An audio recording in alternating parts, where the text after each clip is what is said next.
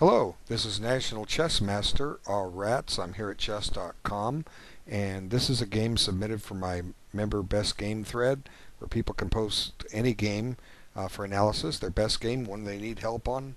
I'm getting them all kinds, and I'm offering my insight into your play and offering tips and suggestions. And one thing, teach you how to analyze.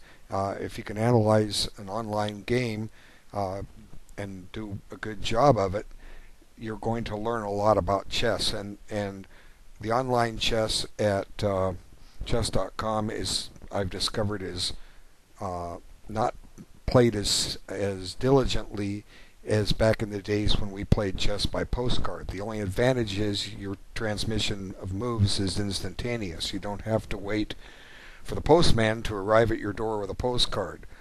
But anyway, we'll talk about this as we go. Let's have a look at the game. Okay, so black employs the Pirc defense. Some people say it's the Pirts. I don't care what you call it. You know what I mean. And it's an opening I used to play back in the 70s. I was rather fond of it. And anyway, I was rated like around 1800 when I was using it. And black's saying here with b5. Let's talk about this move for a moment. Let's see what's happening here. What are the intentions? One of the ideas of the Pirc defense is that black is going to fianchetto that bishop on g7 and try to use it on the long diagonal. And there's a lot of ways white can do it. White can play against this. The way white is setting up his position right now indicates that he's likely to want to castle queenside here and launch a pawn storm. Okay, what do I mean by a pawn storm? Well, you storm the pawns up the board. These pawns are all going to try to advance. Any one of them's potential has potential to advance into the black position. Now, how should black handle that? It's no fun being on the defensive the whole game. So one thing that happens in opposite wing castling is both sides set up a position where they do the same thing. So you've already seen black's move. What he's indicating his preference to do is to do the same thing on the queen side once white castles queen side. Okay, so how do we assess a move like b5? Is it early or is it not? Okay, it might be early here. I want to add too. I didn't mention this game was played as a one move every 3 days. And what's going to happen, you'll see, is there's a number of cases where both sides didn't analyze this all that well. We'll see some of the mistakes that are made when we get to that point, and then we'll talk about the various mistakes that both sides are making, so that you can learn why these are mistakes, how to recognize them, and how to play against them. Okay. Another thing I didn't mention that white has done here is he's indicating he wants to trade off that dark squared bishop of black's. Okay, he wants to be able to trade it off, and if he trades it off, that's one less defender for the black king, and that could come in handy and I'll point out a reason why in a little bit. Okay, so is b5 premature? It's thematic in this type position, but is it premature? That's a very good question. I'm going to say I think it is. And the main reason I say I think it's premature is because black is not doing the one thing he needs to do, and that is develop. In other words, if you have a position like this, you want to consider candidate moves that develop pieces. And really, there's only one logical, well, there's several logical moves here, but there's like one immediate developing move. Well, there's more than that. And what I'm looking at is bishop g7, because usually in the Pirc defense, black will fianchetto that bishop pretty quick, but here he's delayed it. b5 is a developing move. It opens up a line for the bishop, so I'm not criticizing it all that much. Another possible move is queen c7. Queen a5 is a possibility. Queen b6 is kind of tactical. It has a threat on b2. And all of those are developing moves, and none of them would mean that black would lose the game. Okay, maybe black could end up with a difficult position, but that's the kind of thing that the grandmasters determine. They determine a certain move is not good because they set some plan in motion. But white is not completely developed yet either. If he wants to attack the black king, look at his king side. It's not developed. Although arguably, if white launches a pawn storm on the king side, this rook on h1 is developed. Okay, but it's not developed yet until this pawn advances. And but there's one potential strategic drawback with b5, and I'm not sure if white considered it, but I want to point it out. And here it is. In this position, white could play bishop h6, and usually you don't see the bishop go down to that square that early. But look what it's doing. Okay, let's talk about if there's nothing making black take, but if black takes, let's just look at the position. Black can't castle. It's illegal to castle kingside. His king would pass through check. How are you going to chase that queen out of there? Plus, I'm not saying it's good, but white may put his queen on g7, attacking the rook. Yeah, the rook can chase it out, but then black has lost kingside castling privileges. Okay, so what does black do to remedy this situation? If white plays bishop h6 right now, what does black do? He can't play bishop g7. He's going to lose a piece. Okay, his only other alternative is aside from taking on h6 is to continue about his way with his development. He could play bishop b7. You could play queen c7, queen b6, queen a5. Any one of those moves. Let's just pick one at random. Let's put the queen on b6 for the fun of it. Okay, just picking a move. Now white takes, and unless black takes with this knight, he's going to lose castling privileges. Okay, now that knight's in the way. Black cannot castle. Okay, so let's pick a move for white. Let's put the knight on e2. The reason is we're going to put it on g3 next and start the pawn storm.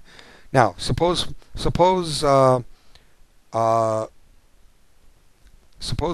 black wants to castle. Okay, well, to castle he's got to move this knight. So let's pick a square. There's the reason why I played knight e2. It helps secure d4 a little bit in case black goes back to e6. And I'm just going to pick that square. We're going to keep an eye on d4. Now white's almost ready to play queen h6 here and stop black from castling again. Okay, but d4 could hang. So let's suppose black just castles queenside for the fun of it. Now black can castle. So here it kind of worked out. Black was able to castle, but he had to do a little wiggling to get it done. Black was lucky. There'll be some positions that black will find himself unable to castle. So I don't know if black considered this possibility, but you need to think about it.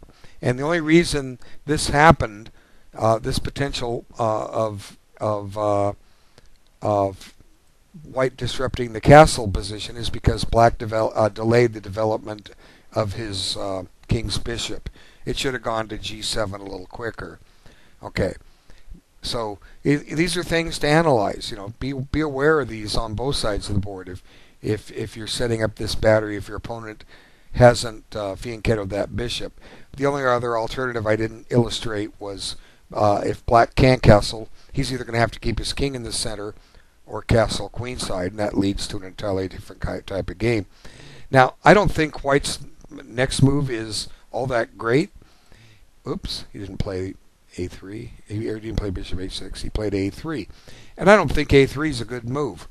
And I'll explain the reasons for it. Okay, the point of it is he's saying, well, you can't play b4. Okay, I don't want you playing b4. But black can get b4 in a little bit, and we'll talk about that in just a moment. But What does this move not do for white? It doesn't develop. Okay? Black is not ready to attack the white king. Okay? The white king hasn't castled queenside yet. Okay? Now, does white really have to castle queenside? And the answer is no, he doesn't. He could keep his king in the center. Okay? He could play a move. He could just develop something. Let's pick this move again. Knight e2. Oh, it's white's move. Okay, knight e2. Now, suppose black attacks the knight. That's the move white didn't want to see. So now we just bring the knight back to d1. Now that pawn is loose. Okay? Unless black can work out a sacrifice, he needs to stop and guard it. How do we guard it? Well, queen b6, rook b8, or a5. Since we want to attack the queen side, let's play a5. Well, guess what? We can't play a4 in a little bit until we secure that pawn on b4 again. And for the moment, white hasn't castled yet. It could be that black's just wasted some time here on the queen side, and the target isn't there yet. And if white plays this correctly, he'll never put his king in danger there. He'll just leave it where it is for a while. Get the pawns rolling and start attacking. So this is one of the reasons why b5 might have been a little early for black. White hadn't castled yet. So these are just some strategic ideas. And there's one other idea here. Oops, went too far back. Okay, knight here, queen d2, b5. Okay, there's another drawback with a3.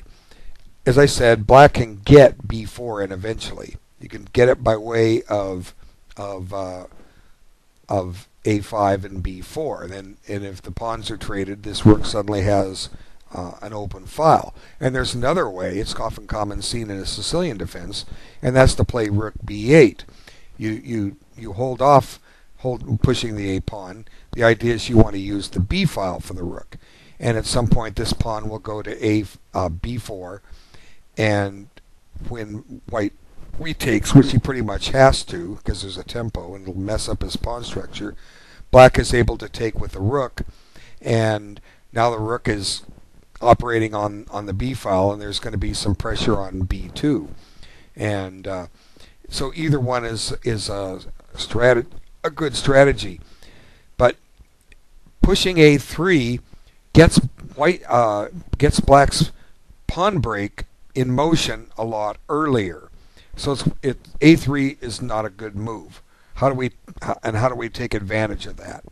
Well, we'll have to see what happens here. Now, he didn't play rook b8. Make it to the right spot on the PGN. Okay. What black played is logical. It continues his development. Okay. And white continues his. Now black plays a6. As I said, one way to do this is to play a5. Okay, is to play a5 with the idea of playing b4. So black's kind of gone against the grain. He didn't know about the possibilities I showed. Now, that's okay, all right? It's okay if you don't play the very best move or the moves that give you the most chances. But what does that mean? It means you miss some possible opportunities to outplay your opponent. If you know the themes and follow through with them, you'll suddenly find a lot of active squares for your pieces, and that's when possibilities happen. Now, black's position is safe. Black's position is solid, but black's position is not full of a lot of counterplay right now. Okay, black can develop his pieces, but where do they go next? Okay, so the two different plans I showed give black some active chances. He can open up the A file for his rook or the B file. Okay, and here he has no open files. And if he tries A5 B4, he's lost the tempo. And if he plays rook b8, he's also lost a tempo because he may not want the pawn on a6. But anyway, it's fine for black. He's doing okay, but he's just not going to get any winning chances directly out of this. Okay, now knight b6. This is fine, but black needs to think about castling. Maybe he's hoping white will castle kingside. Now white's move here is illogical. Okay, I don't understand it. What's white trying to do with this move? Maybe he doesn't want to give up the bishop pair. Maybe that's it. But it seems kind of funny to have to make a move like that to try to stop knight c4 when there's other moves that'll soften the blow. In other words, he doesn't want to see a fork here. Okay, he doesn't want to have to give up this bishop on c4. Okay, well, what else can white do here? Well, he can play b3, and I think usually you don't want to play a move like b3 in this type of position, because if black truly intends to castle queenside, he's got some more weaknesses over there. But black hasn't really played to exploit them. The knight on b6 is now blocking the b files for the rook b8 followed by b4 followed by rook takes b4 approach. But b3 is probably playable because black hasn't really shown much. If instead bishop h6, black may play knight c4, and on bishop takes he might have to take, because otherwise the queen comes back to c1. Maybe black can take on h6 and then follow up and take this. Let me just show you. So bishop h6 may be a mistake. Let's see. Now you pretty much have to take here. So what white is doing is he's taking his queen off that diagonal that the bishop's being kiddo. Black wants to, or white wants to get this bishop down to h6 at some point, and then get the pawns rolling and open white up, or open black up. Okay, so queen e2 I think was a waste of time, and it looks to me like what black is doing here is he's saying, I don't want to castle yet. I want to wait and see where you castle before I castle, and I don't really quite see the logic of knight h5. It might have been better to,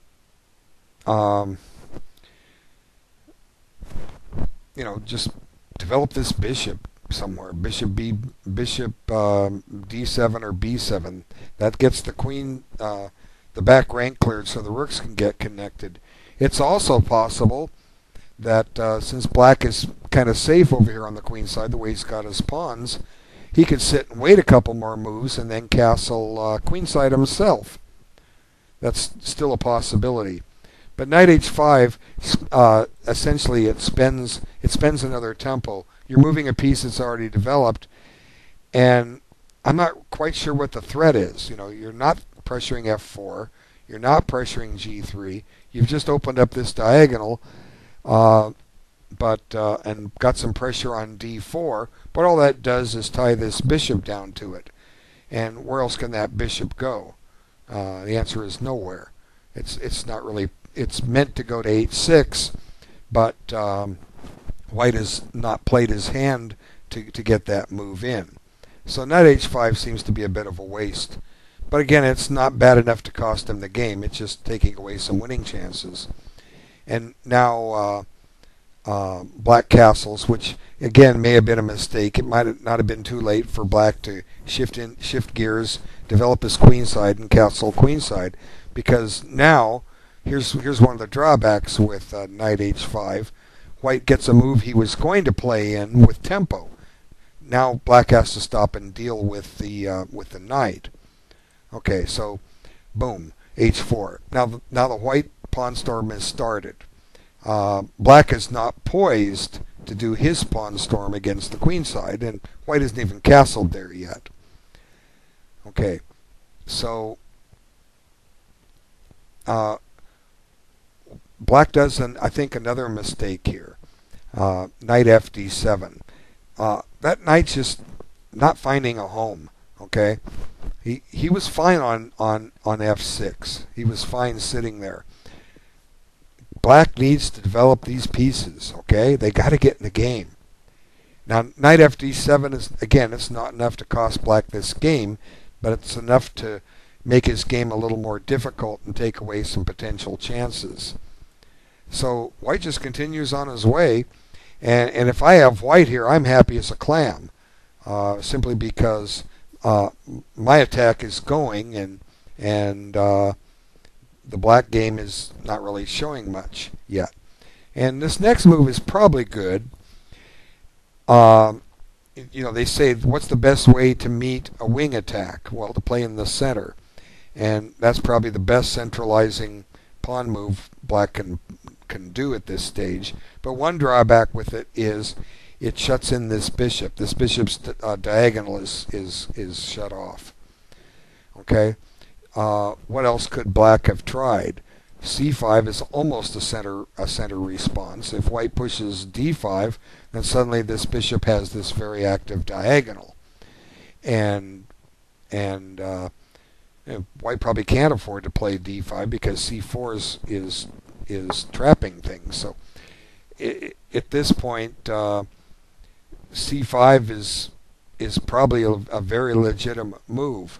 It has a threat. The threat is to play C4. Okay, so how does White handle this? Well, he's got two choices, as I see. Move his queen to give the bishop a flight square, or exchange on C5. What else can he do? Well, he can throw H6 in, but the bishop just drops back to H8 and the H-file's shut. So it seems like maybe what White has to do is take. Now, Black's not completely developed yet, and I've said it's not good to open up the position when you're behind in development. But let's see what this does. Let's examine this. Suddenly, the Black pieces are starting to spring to life. Black has now succeeded in opening up that long diagonal. Okay, the bishop on G7 looks pretty good. Black's also threatening to secure the bishop pair, although this bishop is not all that good of a piece for White. I wouldn't mind trading it off if I was White here, simply because that Black Knight has gone on a grand tour. He's gone to F6, to H5, to D7, to C5. So that's 1, 2, 3, 4. He's moved 5 times. Now he'll move a 6th time to capture a piece that's moved but once. But Black doesn't have to take. That knight's a good piece. But Black's going to have to do one thing real quick, and that's finish his development. Okay, he's and since the position is opening up, but Black has reasonable chances here if he would do that. So C5 was a better move than E5. Okay, so anyway, H5. Now E5, and White replies with D5. And there's an exchange made on this square. Now let's kind of see what that exchange did. Was that a good exchange? Let's back it up. What's Black's alternative aside from exchanging? Well, you don't necessarily want to lose this pawn and have it be a nuisance. You can develop the piece. Let's look at this. Okay, now take and take. Now what do we accomplish here? Well, we've got a backward pawn on the open file, D6. But both the Black bishops are kind of useless here. The bishop on G7 is just sitting there striking at E5, and the bishop on C6 at least is developed. At least the back rank is getting cleaned out, so we can get the rooks into play. But the bishop on C6 isn't really biting it much. But let's compare that with what happened. Okay, when Black exchanges. Oop, he doesn't. Black exchanges on D5. White chooses to take with the pawn. Now, one thing that's happened now is this bishop now has a new diagonal. It's not really threatening to go anywhere, but it suddenly got pressure. So black has made an exchange that's improved that bishop's scope. Now, anytime you increase the scope of your opponent's pieces and they suddenly get more options, there's going to be more variations for you to have to check. And it may not happen just this move. It may start happening in 5 or 6 moves. But I think this move gives white some attacking chances. Now, black's got some pressure on d5, but that's just a pawn. Okay. Suddenly, white, who's better developed, suddenly has a little more mobility for his pieces, and black's development is not complete. Okay, so black goes back. Now look at that knight. He's gone back to f6 again. Yeah, he's attacking a pawn, but black isn't developed yet. Here we are, move 16. Queen, bishop, and rook, all sitting there on their original square. White can afford to give up a pawn here, and we'll show you why when we get there.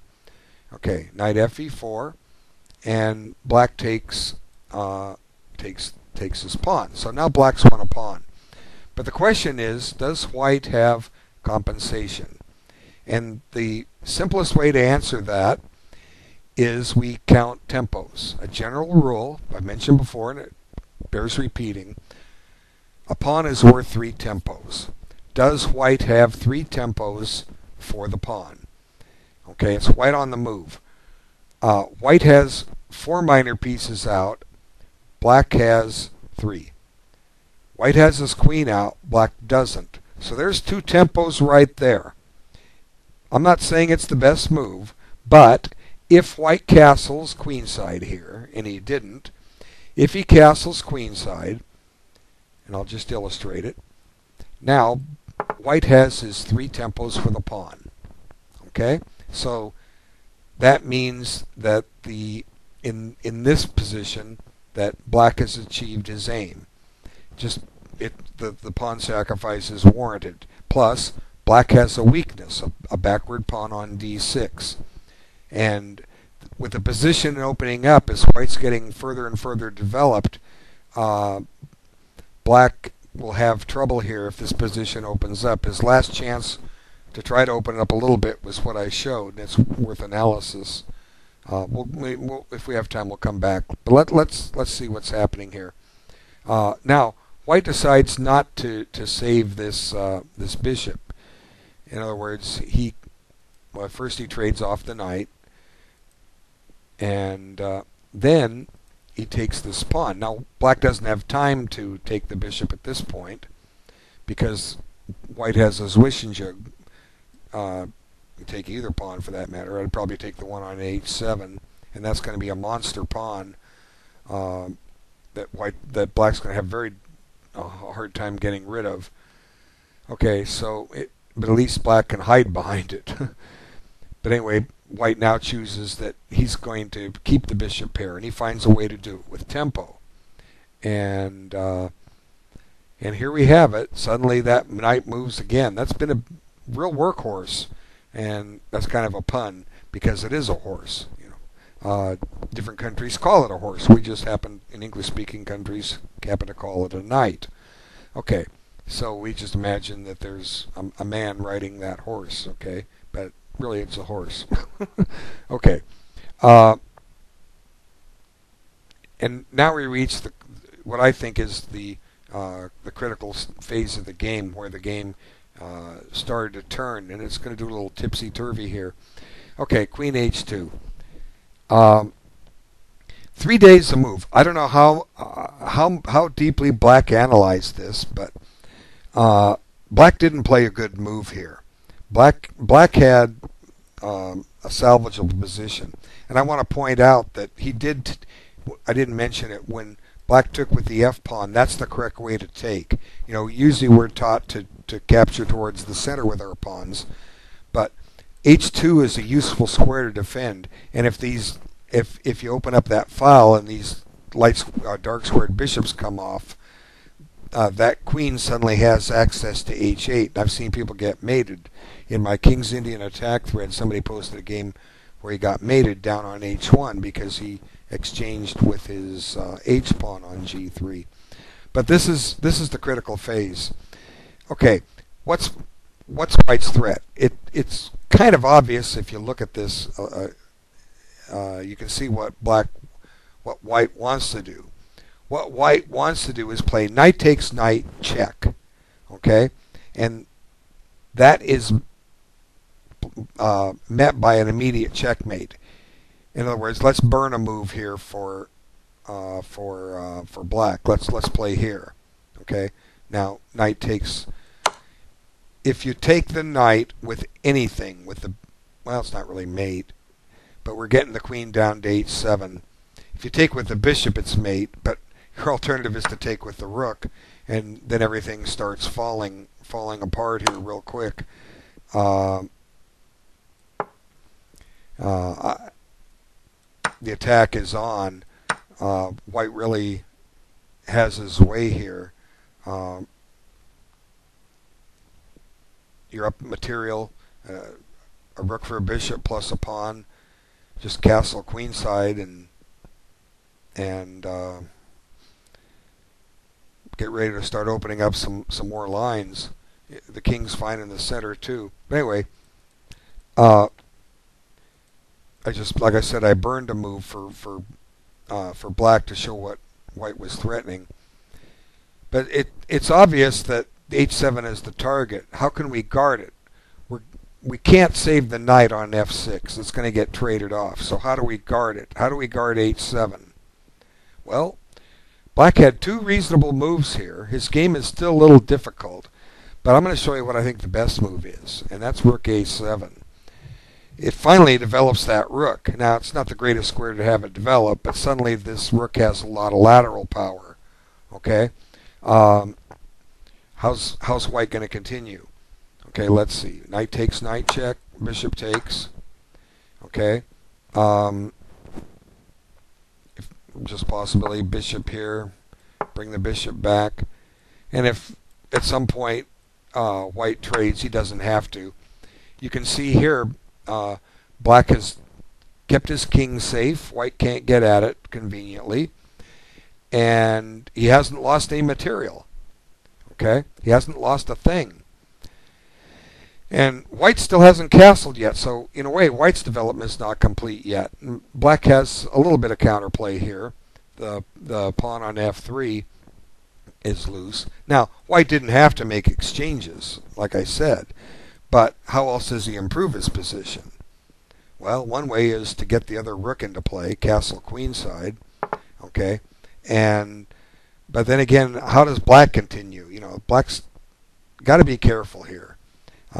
There's going to be some pressure on d6 here, and there's not much we can do about it. Let's put the bishop on e6, and the purpose of that is that if White pressures d6, we can swing this rook over to d7. I'll let black work on that and the possibilities there. What else can White do? But you know, he can transfer this rook over to the king side, but it's not clear how that it helps. But at least black's getting developed here. So rook a7 was a much better move, and black won't fall apart. Okay, so but black just I just didn't understand that move, h6. That's what he plays, because you're basically saying you're giving up that pawn. You didn't have to give up the pawn. It was, you could defend the position, and now the king becomes exposed. But let's see what happened and how this game transpired. Okay, he did play h6. Why isn't it giving me my next move? h6. Ah, here it is. Knight takes f6. Now, black looks at this and says, if I take with the bishop, I'm both my pawns are just weak as heck, so black chooses to give up material. So this is a concession on on Black's part that he didn't have to make. Like I said, Rook A7 was a perfectly playable move. And there they are. At least the queen got developed finally, but here they are on move 23, and they're not in the game. So they could have been in the game many times, but they weren't. So White just improves his position and plays bishop e4, attacks the rook.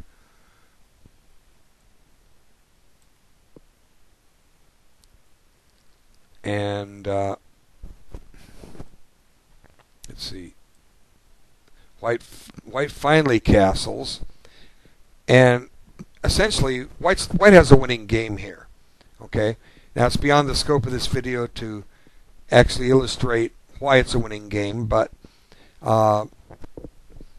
you have a rook for a bishop and a pawn.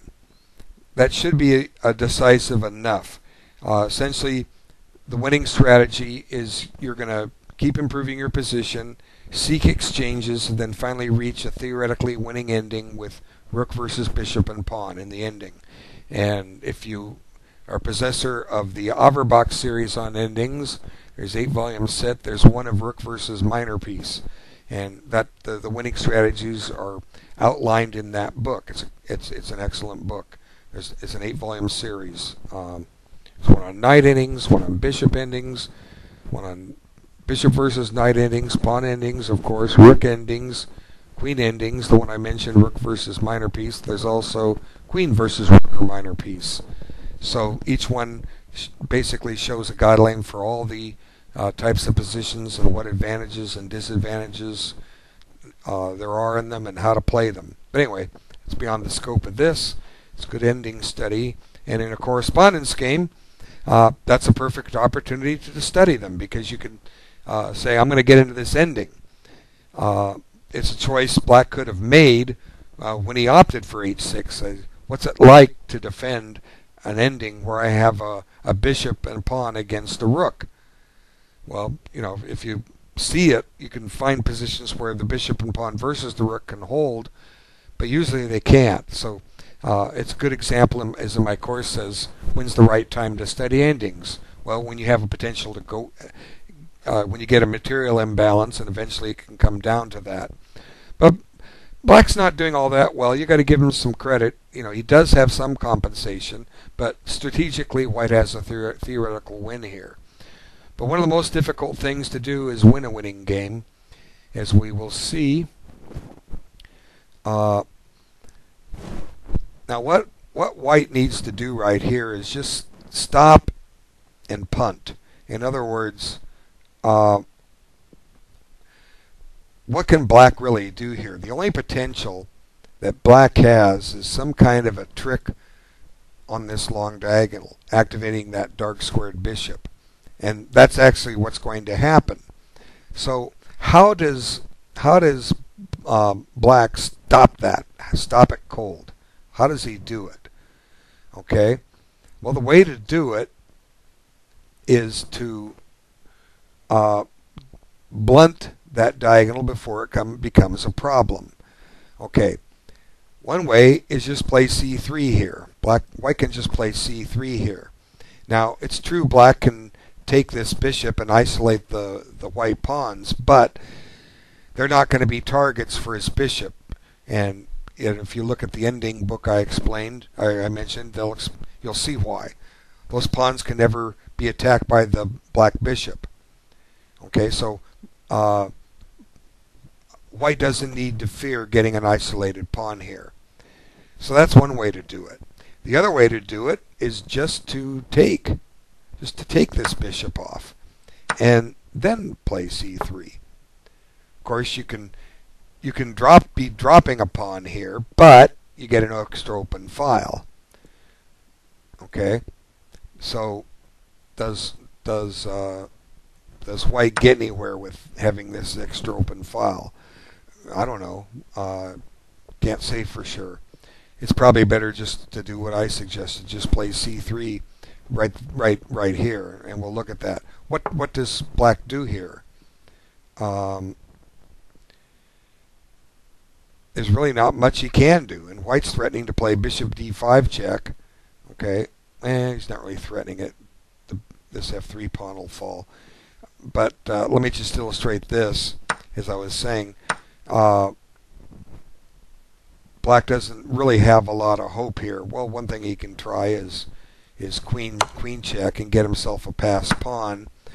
That's a little bit of compensation, but it's not enough. White just wins another pawn, and it wins his pawn back. Now he's going to win another pawn. And if g5, Black's solid as a rock on the king side, but he's in trouble on the A through E file. White will have a 4-on-1 pawn majority. White's winning this. G5, rook takes A6, game over. Okay, so it was now White's turn to mess up.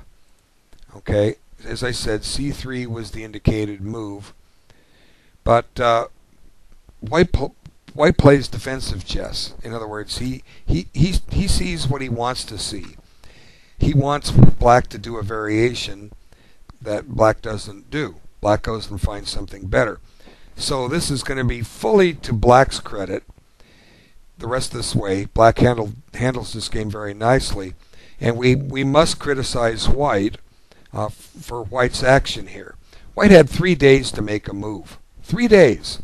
And so his first choice allows Black some counterplay that he didn't have to allow. And so that's his first poor choice. Oops, that's his first poor choice. Now Black gets some counterplay, and you might want to pause the video and try and solve it on your own. I've already hinted what that counterplay is. Okay, and that's to activate the bishop, and you do that. Why isn't it giving me my next move? Okay, here, I'll find it there. D5. And here Black sacrifices the pawn. He had compensation to open up the White king. And here it comes.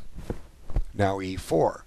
Now suddenly Black has threats, and White misplays this. He just totally misplays this. There's a threat on B2 that needs to be dealt with.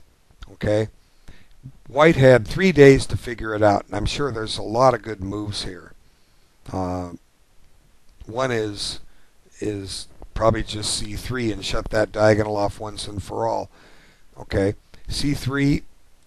Now, yeah, Black gets this killer pass pawn, but Black's not going to hold that pass pawn. Okay, he's not.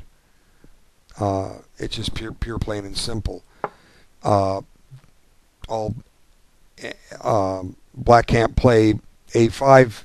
He can play A5. Let's look at it. The idea is to try to play B4 next. But Black has, or White has moves too. He has ample resources here. Just redevelop the rook to D1. Let's look at this as a possibility. Rook D1. If now B4.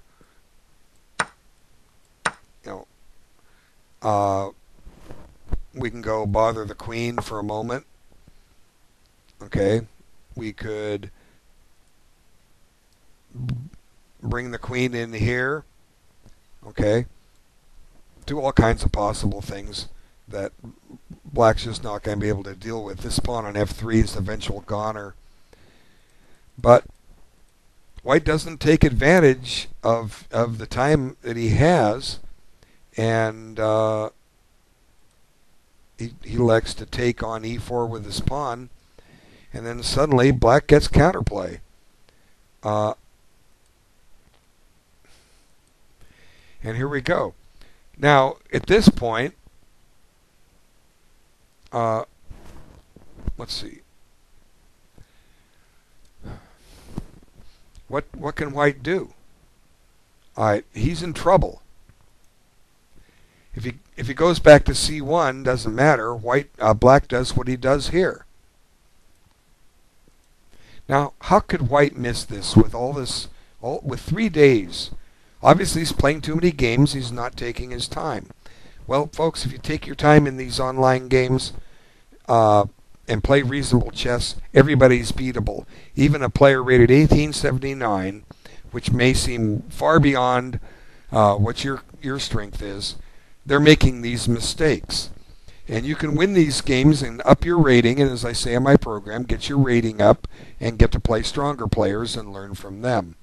So now suddenly Black has a winning game, and really there's nothing White can do about it. Black is now up a piece. Instead of down material, he's up a piece. And most of the rest of the game bears no comment. It's now Black's turn to attack. And White tries, but there's nothing he can do. Now the threat is mate with Queen B2. Okay, so Black finds a different way. The Queen's going to get to B2 anyway, and White plays the only move. I would have resigned, and then suddenly checkmate. So sometimes you can, this can often happen in over-the-board chess, but it should never happen in online chess. If you lose a game online that you were winning, it's because you didn't take your time. You didn't analyze. You didn't look at what your opponent can do. If I lose material in an online game, I fully expect to lose the game. If I lose material in an over-the-board game and I can have some threats, I'll give them a try and hang on. I won't resign simply because I'm down in exchange and only have a pawn compensation. I'll try to set up the best defense I can, but in an online game, I expect to lose, and you've got to treat it the same way. Don't get in a position where you lose material, and then when you win it, make sure you keep it. Okay, so got a moment here. Let's just back up. Let's look at some alternatives. Were there any? I've shown how Black could have played a little differently. How could White have played a little differently here when it reached the critical phases? Well, I think it was wrong for Black to go for that pawn. What else could Black have done? Well, one way to attack that pawn was finally develop that piece, but this little workhorse, he just went back there.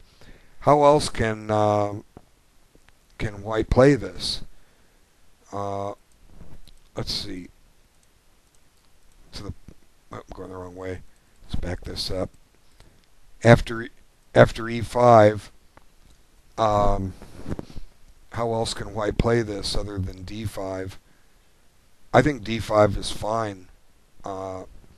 Is there another way for White to play this? The alternative is don't gambit the pawn and take on E5. This is interesting. How does Black retake? If he takes with the pawn, you've shut the bishop in. Of course, this bishop doesn't get active. It's hard to see where Black's counterplay is. I don't know. Maybe get knight c4 in at some point. But then we have less to fear about b3 simply because this diagonal is shut down. Anyway, there's all kinds of possibilities, but Black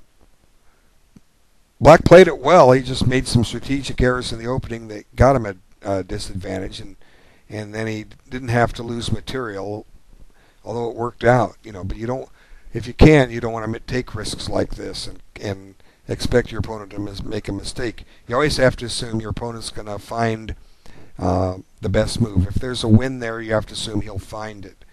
And if there's a win there, in a way you hope he finds it, because then you've found out what you've done wrong, and you can analyze the game and determine where you went wrong and avoid it next time. Anyway, very good game, Drunken Bishop. You didn't play it perfect, but we're not asking for that. We're just trying to show you how to play it better, and hopefully you can take what I've shown you and come back and play a better game next time. All right. Thanks everyone for their time. Take care. Bye now.